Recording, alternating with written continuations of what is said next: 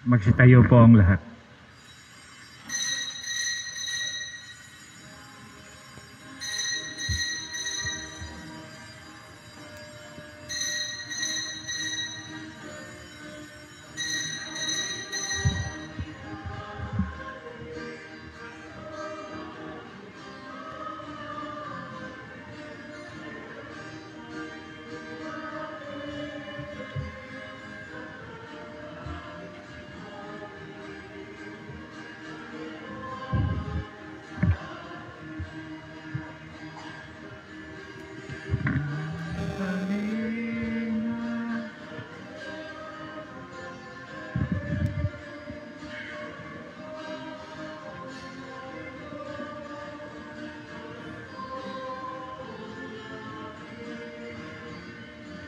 Ang Panginoo'y darating sama ng anghel.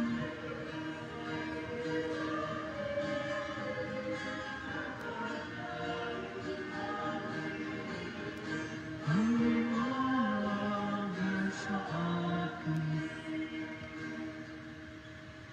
Simulan natin ang banal na pagdiriwang sa ngalan ng Ama, ng Anak at ng Espiritu Santo.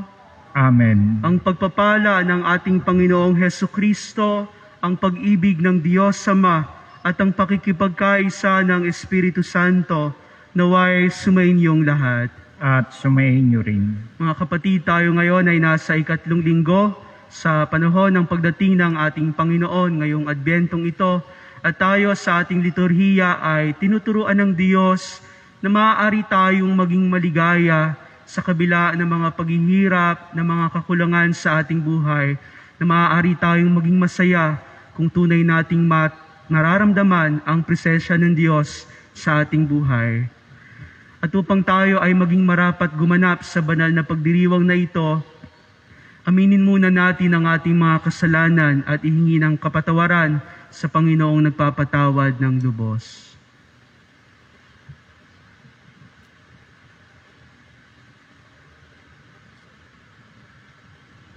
Lahat po tayo. Inaamin ko sa makapangyarihang Diyos at sa inyo mga kapatid na lubha akong nagkasala sa isip, sa salita, sa gawa at sa aking pagkukulang. Kaya isinasamo ko sa mahal na Birheng Maria, sa lahat ng mga anghel at mga banal, at sa inyo mga kapatid na ako'y ipanalangin sa Panginoong ating Diyos. Kaawaan tayo ng makapangyarihang Diyos, patawarin tayo sa ating mga kasalanan, at patnubayan tayo sa buhay na walang hanggan. Amen. Panginoon, kaawaan mo kami. Panginoon, kaawaan mo kami. Kristo, kaawaan mo kami. Kristo, kaawaan mo kami. Panginoon, kaawaan mo kami. Panginoon, kaawaan mo kami. Manalangin tayo.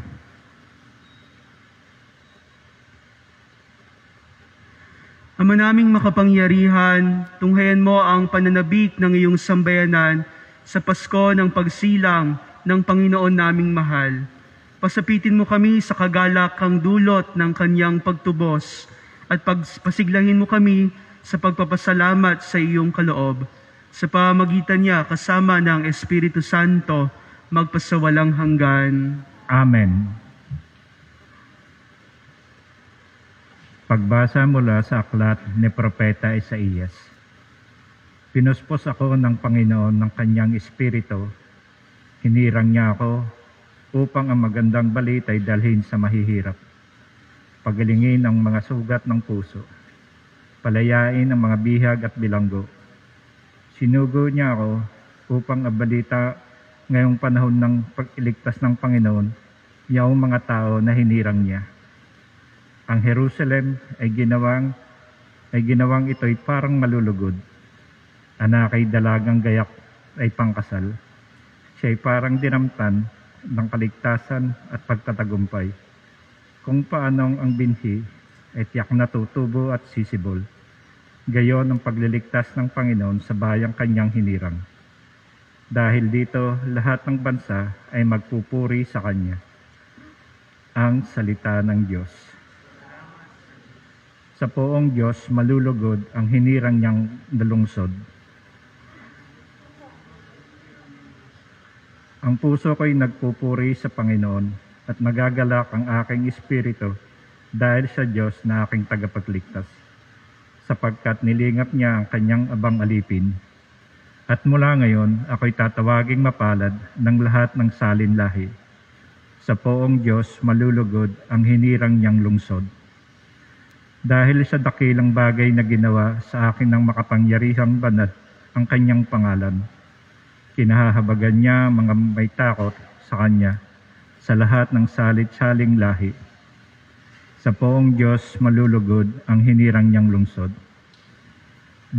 Binusog niya ang mabubuting bagay ang mga nagugutom at pinalayas niyang wala ni anuman ang mayayaman. Tinulungan niya ang kanyang bayang Israel bilang pagtupad sa pangako niya sa ating mga magulang. Sa poong Diyos malulugod ang hinirang niyang lungsod. Pagbasa mula sa unang sulat ni Apostol San Pablo sa mga taga-Tesalonica. Mga kapatid, magalak kayong lagi, maging matyaga sa pananalangin, ipagpasalamat ninyo sa pangalan ni Kristo Jesus ang lahat ng pagyayari sapagkat yaon ang ibig ng Diyos. Huwag ninyong hadlangan ang Espiritu Santo. Huwag ninyong hamakin ang anumang pahayag mula sa Diyos. Suriin ninyo ang lahat ng bagay at pulutin ang mabuti. Lumayo kayo sa lahat ng uri ng kasamaan. Naway lubusan kayong pabanalin ng Diyos ang siyang nagbibigay ng kapayapaan. At naway panatilihin niyang walang kapintasan ang buo niyong katauhan, ang espiritu, kaluluwa at katawan, hanggang sa pagparito ng ating Panginoong Hesukristo. Tapat ang tumawag sa inyo at gagawin niya ang mga bagay na ito. Ang salita ng Diyos. Alleluia, alleluia. Espiritu na may kapal nasa akin upang hatdan ang mga dukha ng aral. Alleluia, alleluia.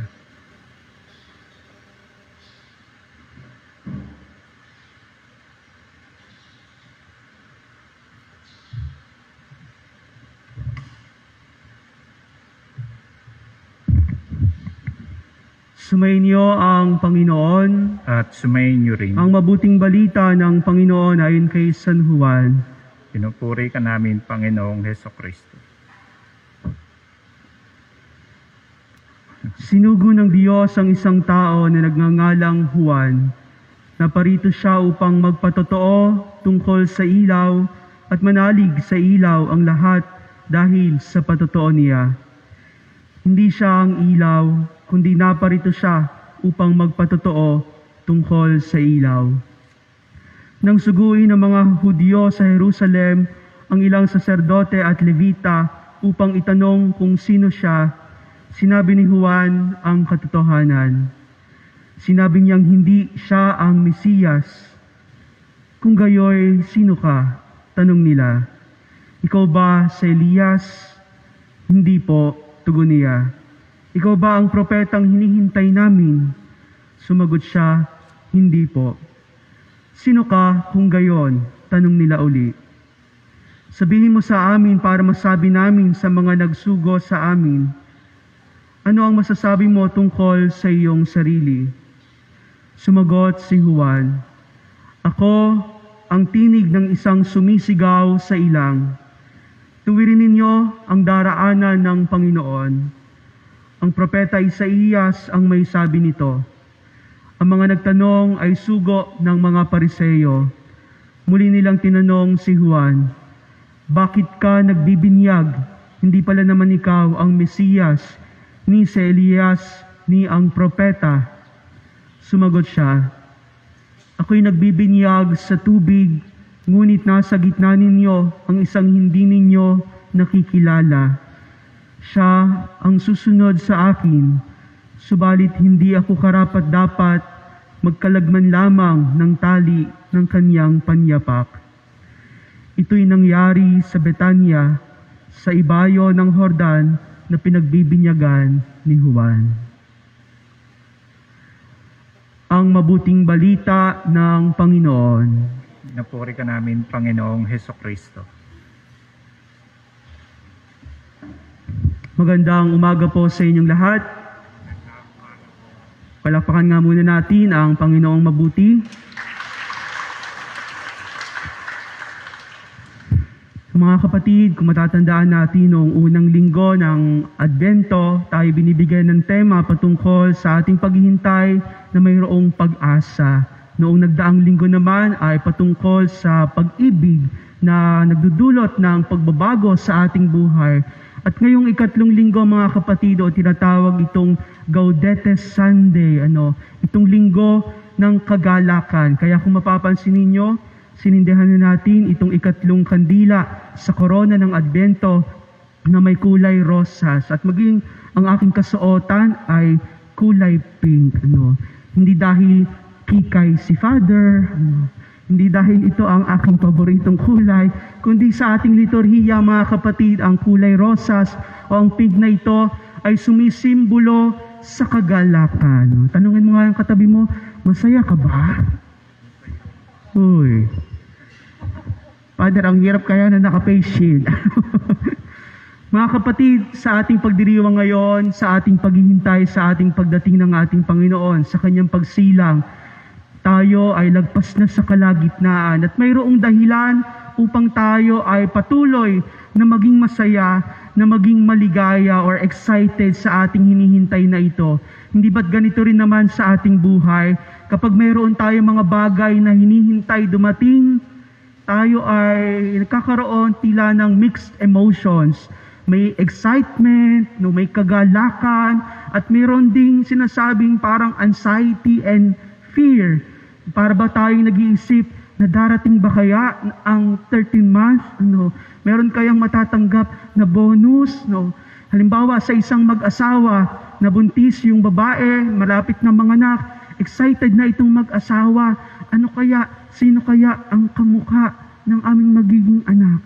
Halimbawa, kapag mayroong oordinahan na lalaki o magiging pari, alam niyo, kaiba ang pakiramdam. Natatandaan ko nung kami ay oordinahan, talagang halo-halo yung emosyon, yung pakiramdam. Ano ba, tutuloy ba ako? Magpapaordina ba ako? Kahit pa mahigit 10 taon na yung pag-aaral, naroon pa rin yung pag-iisip. Pero sa kabila ng iyon, mga kapatid, naroon ito ipinapakita sa atin na pwede kang maging masaya sa kabila ng mga karanasan na kahit pa ito ay hindi kagandahan, sa kabila ng mga kawalan at kakulangan sa ating buhay. Kaya nga marahil magtatanong tayo, papaano kaya ipagdiriwang ang Pasko sa panahon na ito sa gitna ng pandemya? Pero tandaan natin mga kapatid, katulad ng sinasabi sa ating mga pagbasa ngayon, na mayroong kagalakan sa paghihintay. Mayroong kasiyahan na dulot itong panahon ng Adbento sapagkat sigurado na si Jesus ay darating, isisilang sa darating na Kapaskuhan. Amen ba? Alam nyo, yung isang nakakatakot na lagi nating hinihintay, kapag dumarating na yung mga bayarin, kapag nandyan na yung maniningil ng kuryente at sa tubig. Pero alam niyo mga kapatid, makikita natin, tingnan muna natin ang kaibahan ng happiness and joy. Magkaiba kaya ito upang maunawaan natin kung ano ba itong idinudulot na sa panahon ng Adbento na ito na kagalakan mula sa ating Panginoon. Ang sabi po, happiness is an emotion we experience from contentment and satisfaction. Happiness is something temporary that people feel for a short period of time. So, ibig sabihin, ang kasiyahan ay maaaring panandalian lamang. Maaari kang maging masaya kapag ang iyong anak ay sumweldo at binigyan ka. Masaya yun. Marahil magiging masaya ka kapag mayroon kang bagong kagamitan, o kaya naman ay sinurpresa ka ng iyong kabiyak. Masaya yon. Pero ang mga bagay na ito, mga kapatid, ay sinasabing panandalian lamang. Ano naman yung sinasabing joy? The joy is not an emotion, but an attitude of the heart. It is something everlasting. It is the very presence of God in us. So ito pala, mga kapatid, na ang tunay na kaligayahan ay matatagpuan lamang sa presensya ng Diyos sa iyong buhay. Na kahit pa may mga pagbabago sa panahong ito ng pandemya, ang Pasko ay matutuloy pa rin. Kahit pa pinoproblema mo, ano kaya ang aming magiging handa sa Noche Buena? Mga kapatid, ang tunay na kagalakan, ang kasiyahan, ay matatagpuan lamang kapag ramdam mo na ang Diyos ay tunay na sumasa iyo. Na kapag alam mo na ang Diyos ay isang Diyos na hindi nagpapabaya, isang Diyos na laging nakagabay sa atin at patuloy na pumapatnubay anuman ang ating karanasan, lalo tigit ngayong panahon ng pandemya. Mga kapatid, bakit mo'y hahangarin ang panandaliang kasiyahan kung alam mo naman kung papaano matatagpuan ang tunay na kagalakan? At ito'y walang iba kundi matatagpuan lamang sa piling ng Diyos.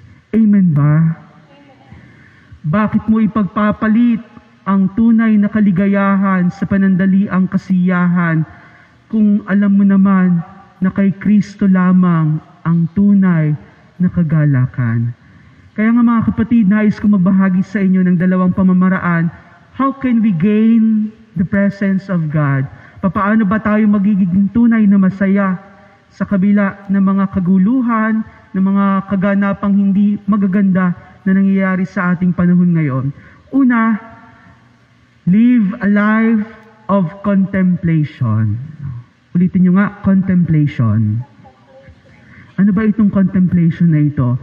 Mga kapatid, maganda raw sa ating buhay, araw-araw, maglaan tayo na kahit ilang minuto lamang na tayo ay manahimik, magnilay, pakiramdaman kung paanong ang Diyos ay kumikilos sa ating buhay.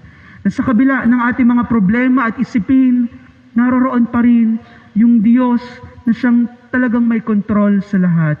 Na siyang Diyos na marahil katuwang mo upang malutas itong ating mga problema at pinagdaraanan sa buhay. Ngayong panahon ng pandemya, napakaraming oras ang ibinigay sa atin na tayo nananatili lamang sa ating mga tahanan.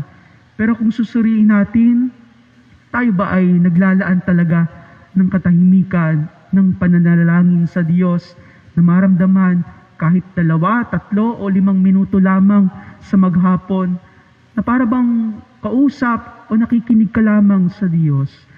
Live a life of contemplation. At doon natin makikita, mga kapatid, na kahit gaano kahirap ang buhay, kahit gaano karaming problema ang pinagdaraanan, maaari kang maging maligaya sapagkat alam mo na ang Diyos ay nasa puso mo. Palakpakan natin ang Panginoon. Kaya, mga kapatid, sa ating unang pagbasa, ito rin yung ipinapahayag ni Propeta Isaías. Ang sabi doon ni Propeta Isaías, lubusan akong nagagalak, ang kaluluwa ko'y naliligayahan sa aking Diyos, sapagkat dinamtan niya ako ng pagliligtas, binalabalan ako ng katarungan.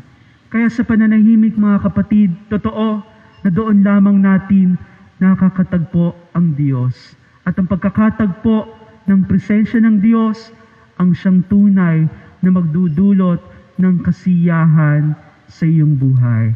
Ang ikalawa, mga kapatid, ay naroon sinasabi pong let go of all your hurts. What happened is done. Don't let the darkness of your past block the light of joy in your present. Na yung mga bagay na nangyari sa nakaraan, marahil ito ay pwede na nating i-let go, pwede na nating ipaubaya sa Diyos, pwede na nating isuko sa lahat. Magpapasko na, ay puno pa rin ng galit yung iyong kalooban. Malapit na ang Pasko, galit na galit ka pa rin sa kapitbahay mo. Hindi mo pa rin pinapansin yung magulang mo, yung kapatid mo, yung umutang sa iyo na nangakong magbabayad. Yung poot ay naroroon pa rin, mamamatay na lamang. Let go of all your pains and hurts in life. Sapagkat totoo mga kapatid, magiging maligaya ka lamang kung malaya ka sa mga bagay na nagpapabigat sa iyong kalooban, sa mga bagay na totoo na kapag natagpuan mo ang Diyos sa iyong puso, ito lamang yung tanging pamamaraan upang ikaw ay tunay na maging maligaya. Kaya nga ang sabi ni San Pablo sa ikalawang pagbasa mga kapatid, palagi ang maging masaya. Rejoice always. Manalangin ng walang humpay at magpasalamat sa lahat ng pagkakataon. Mga kapatid, ito po yung tinutukoy sa ating pagdiriwang ngayon na sinasabing Christian joy. Na kahit pa maraming nagbago ngayong panahon ng pandemya sa ating buhay, ang kasiyahan, ang makakristyanong kaligayahan ay matatagpuan lamang sa presensya ng Diyos sa iyong buhay. At kaya kapag naramdaman mo na ang Diyos ay sumasa iyo, huwag mo na itong pakawalan, mga kapatid. Ang sabi nga, true joy is the infallible sign of the presence of God. Sabi ni Pierre Teilhard de Chardin. Na totoo mga kapatid, ang kasiyahan ay hindi dapat nakabatay sa anumang bagay sa ating buhay. Tandaan mo ito. Kapag sa pera lamang nakasalalay ang iyong kaligayahan, talo ka. Sapagkat ito ay nauubos. Kapag sa trabaho lamang o posisyon, darating ang panahon, ikaw ay magre-retire at bibitawan mo rin ang iyong trabahong ito. Kahit nga ang kasikatan, kahit ikaw ay kilala dito sa ating bayan, mga kapatid, ito ay malalaos, maglalaho rin. But if you belong to God, when you find the true joy comes from God, in Jesus alone, wala kang talo, wala kang lugi. Sapagkat sa Diyos, walang nalulugi. Sa Diyos, walang nalulungkot. Sapagkat ang dakilang tanda ng kasiyahan ay isang buhay kapiling ang Panginoon. Simple lamang mga kapatid ang mensahe para sa atin. The true joy means being near to Jesus. Ang pagiging malapit sa ating Panginoon. And unhappiness o ang kalungkutan is losing Him. Ang malayo sa presensya ng ating Panginoon.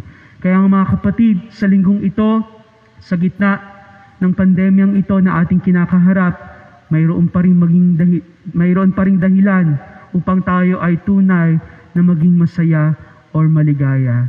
Tingnan mo nga yung katabi mo, kung gising pa, kung maligaya. Kahit hindi nakikita sa ating pagngiti, pero kapag ramdam mo ang presensya, alam niyo ho, ngayong panahon ng pandemyang ito na kahit tayo ay mga nakamask and face shields, alam mo, yung isang tao kahit may pinagdaraanan, makikita mo ang kaligayahan o ang kasiyahan kung ang Diyos ay tunay na nanahan sa ating buhay. Tandaan sa buhay natin mga kapatid, joy is the infallible sign of God's presence. Ang kaligayahan ay isang dakilang tanda na ang presensya ng Diyos ay nasa buhay mo. Palakpakan natin ang Panginoon. Ipahayag natin ang ating pananampalataya. Sumasampalataya ako sa Diyos sa mga makapangyarihan sa lahat, na may gawa ng langit at lupa. Sumasampalataya ako kay Jesucristong iisang anak ng Diyos, Panginoon nating lahat. Nagkatawan tao siya lalang ng Espiritu Santo, ipinanganak ni Santa Mariang Birhen, pinagpasakit ni Poncio Pilato, ipinako sa krus na matay nilibing, nanaog sa kinaroroonan ng mga yumao, nang may 3 araw na buhay na maguli, umakyat sa langit, naluluklok sa kanan ng Diyos sumang makapangyarihan sa lahat. Doon magmumulang paririto at hukom sa nangabubuhay at nangamatay na tao.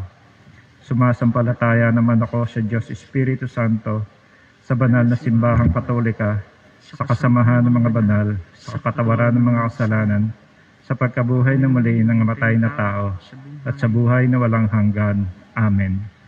Oratio Imperata laban sa paglaganap ng COVID-19.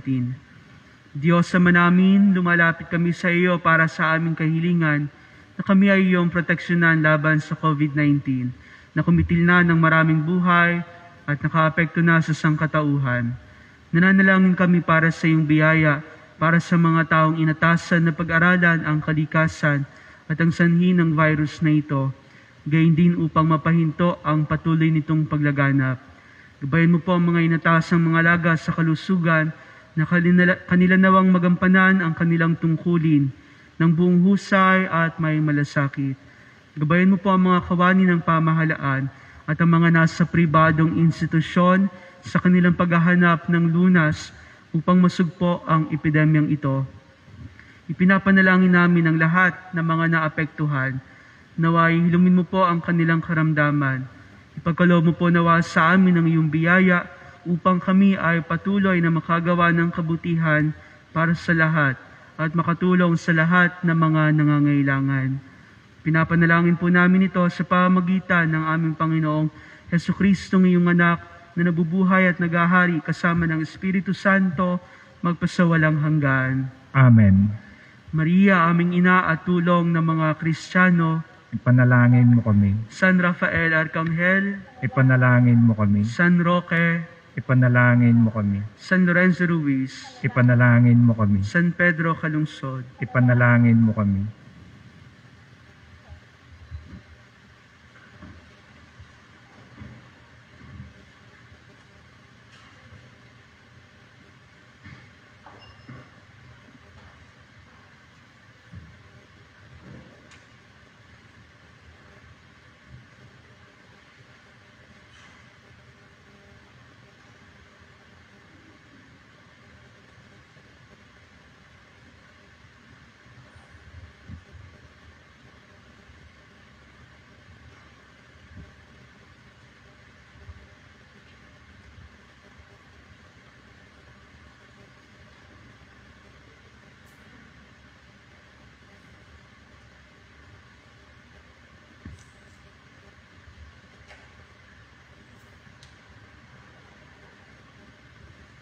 Kapuri-puri ka, Diyos, sa mga lumikha sa sanlibutan, sa iyong kagandahang loob, narito ang aming mayaalay.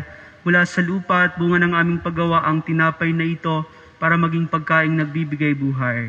Kapuri-puri ang pong may kapal ngayon at kailanman.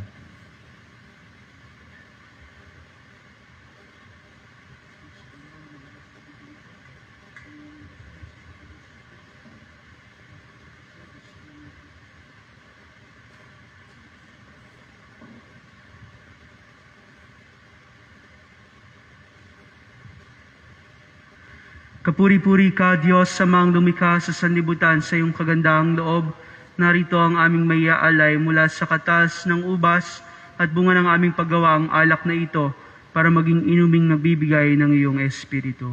Kapuri-puri ang pong may kapal ngayon at kailanman.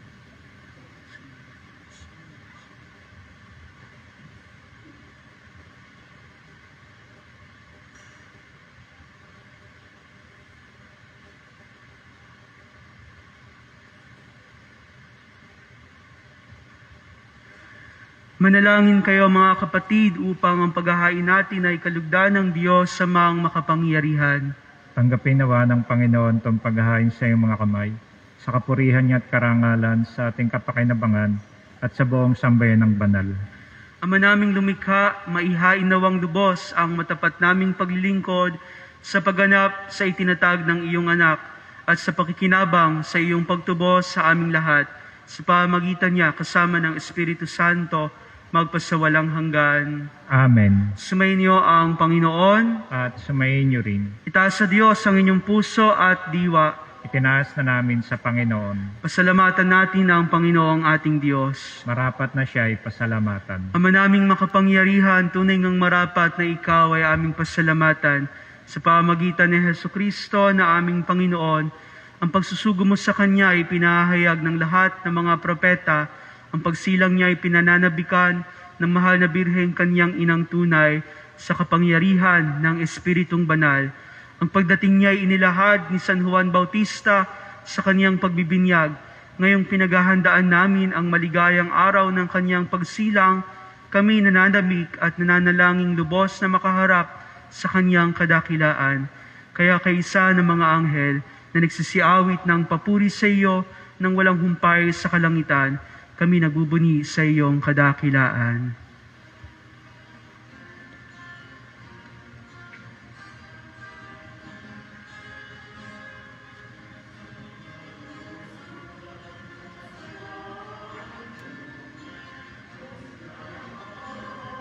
Yarihan, napupuno ang langit at lupa, ang kalwalhatian mo. Sana sa kaitaasan,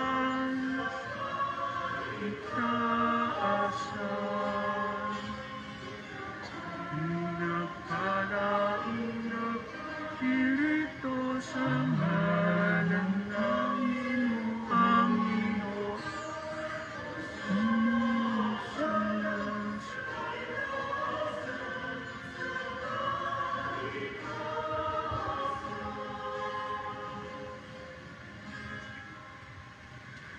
Ama naming banal, ikaw ang bukal ng tanang kabanalan.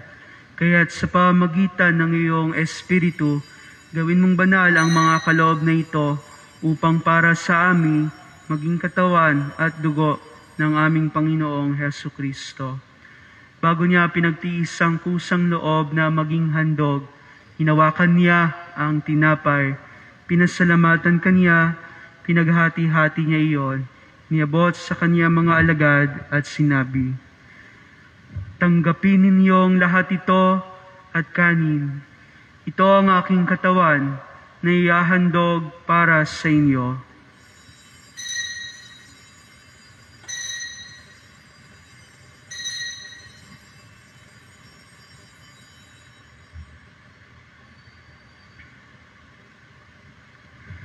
Gayun din naman noong matapos ang hapunan, hinawakan niya ang kalis, muli kaniyang pinasalamatan, niabot niya ang kalis sa kanyang mga alagad at sinabi, "Tanggapin ninyong lahat ito at inumin.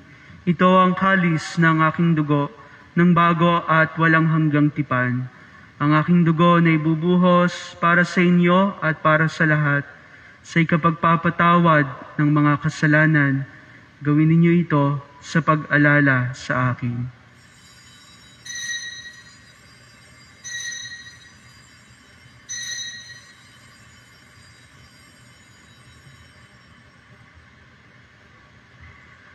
Ang misteryo ng pananampalataya. Si Kristo'y namatay, si Kristo'y nabuhay, si Kristo'y babalik sa wakas ng panahon. Ang mga ginagawa namin ngayon ang pag-alala sa pagkamatay at muling pagkabuhay ng iyong anak, kaya't iniaalay namin sa iyo ang tinapay na nagbibigay buhay at ang kalis na nagkakaloob ng kaligtasan. Kami nagpapasalamat dahil kami iyong minarapat na tumayo sa harap mo para maglingkod sa iyo. Sinasamo namin kaming magsasalo-salo sa katawan at dugo ni Kristo ay mabuklod sa pagkakaisa sa pamamagitan ng Espiritu Santo. Ama, lingapin mo ang iyong simbahang laganap sa buong daigdig. Puspusin mo kami sa pag-ibig kaysa ni Francisco na aming Santo Papa at ni Benaventura na aming Obispo at ng Tanang Kaparian. Alalahanin mo rin ang mga kapatid naming nahimlay nang may pag-asang sila'y muling mabubuhay, gayon din ang lahat ng mga pumanaw. Kaawaan mo sila at patuloyin sa iyong kaliwanagan. Kaawaan mo at pagintapatin kaming lahat na makasalo sa iyong buhay na walang wakas, kaysa ng mahal na Birheng Maria, na ina ng Diyos, ni San Jose ng kaniyang kabiyak ng puso, kaysa ng mga apostol, ni San Santiago, aming patron, at ang lahat ng mga banal na namuhay dito sa daigdig ng kalugod-lugod sa iyo, may pagdiwang nawa namin ang pagpupuri sa ikararangal mo sa pamagitan ng iyong anak na aming Panginoong Hesu Kristo. Sa pamamagitan ni Kristo, kasama niya at sa Kanya, Ang lahat ng parangal at papuri ay sa iyo, Diyos Amaang makapangyarihan, kasama ng Espiritu Santo, magpasawalang hanggan. Amen. Bilang mga minamahal na anak ng Diyos, taglay ang kaligayahan sa ating buhay. Sama-sama nating dasalin ang panalangin tinuro ng Panginoong Hesus. Ama namin, sumasalangit ka, sambahin ang ngalan mo, mapasa amin ang kaharian mo, sundin ang loob mo dito sa lupa para nang sa langit. Bigyan mo kami ngayon ng aming kakanin sa araw-araw. Patawarin mo kami sa aming mga sala, para ng pagpapatawad namin sa nagkasala sa amin. At huwag mo kaming pahintulot sa tukso, at iadya mo kami sa lahat ng masama. Hinihiling namin kami iadya sa lahat ng masama, pagkalooban ng kapayapaan araw-araw, iligtas sa kasalanan at ilayo sa lahat ng kapahamakan, samantalang aming pinananabikan ang dakilang araw ng pagpapahayag ng tagapagligtas naming si Hesu Kristo. Sapagkat iyo ang kaharian, ang kapangyarihan at ang kapurihan magpakailanman. Amen. Panginoong Hesu Kristo, sinabi mo sa iyong mga apostol, kapayapaan ang iniiwan ko sa inyo, ang aking kapayapaan ang ibinibigay ko sa inyo. Tunghayan mo ang aming pananampalataya at huwag ang aming pagkakasala. Pagkalooban mo kami ng kapayapaan at pagkakaisa ayon sa iyong kalooban, kasama ng Espiritu Santo, magpasawalang hanggan. Amen. Ang kapayapaan ng Panginoon ay laging sumainyo. At sumayin niyo rin. Magbigayan kayo ng kapayapaan sa isa't isa.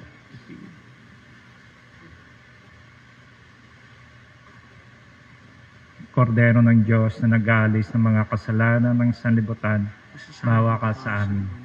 Kordero ng Diyos na nag-aalis ng mga kasalanan ng sanlibutan, maawa ka sa amin. Kordero ng Diyos na nag-aalis ng mga kasalanan ng sanlibutan, ipagkaloob mo sa amin ang kapayapaan.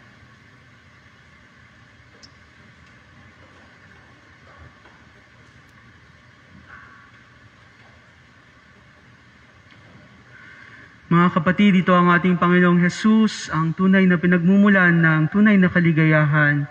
Siya ang kordero ng Diyos na nag-aalis ng mga kasalanan ng sanlibutan. Mapalad ang inaanyayahan sa kanyang piging. Panginoon, hindi ako rapat-dapat na magpatuloy sa iyo, ngunit sa isang salita mo lamang ay gagaling na ako. Ang katawan ni Kristo. Amen. Pagsanggalang ng aking hati.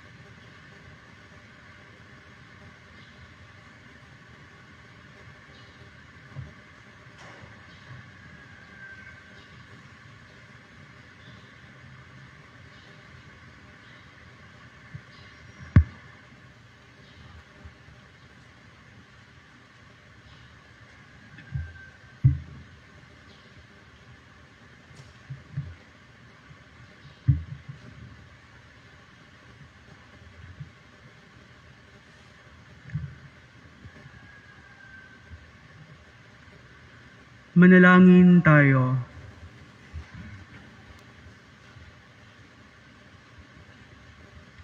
Ama naming mapagmahal, ang pinagsaluhan namin ngayon sa ikapagpapatawad ng mga kasalanan ay magpagindapat nawang kami maging handa para sa Pasko ng pagsilang ng iyong anak na siyang namamagitan kasama ng Espiritu Santo magpasawalang hanggan. Amen. Sa mga kapatid, sa darating po na Martes, December 15 ay simula na ng ating simbang gabi. Sa gabi po ang ating misa ay 6:30 at 8:30 ng gabi.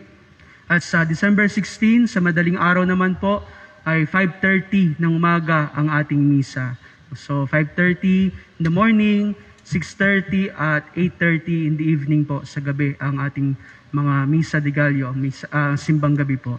At lahat po tayo ay inaaniyahan na patuloy na buuin o magsimbang gabi upang sa gayon ay samahan natin habang hinihintay ang patuloy na pagsilang ng ating Panginoon sa pamamagitan ng ating mahal na ina, ang Birheng Maria.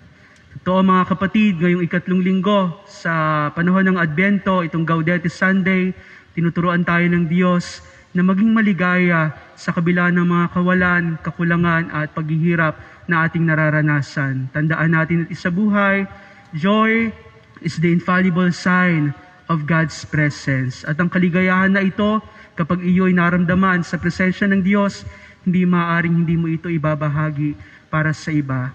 Ikaw mismo ang maging kasiyahan din sa pamamagitan ng Diyos para sa iyong kapwa. Joy is the infallible sign of God's presence. Sumayin niyo ang Panginoon At sumayin niyo at rin. naway pagpalain kayong lahat at ang inyong buong pamilya ng makapangyarihan at mapagmahal na Diyos Ama, Anak at Espiritu Santo. Amen. Ang misa ay naialay na, humayo kayong maligaya at taglay ang presensya ng Diyos. Salamat sa Diyos.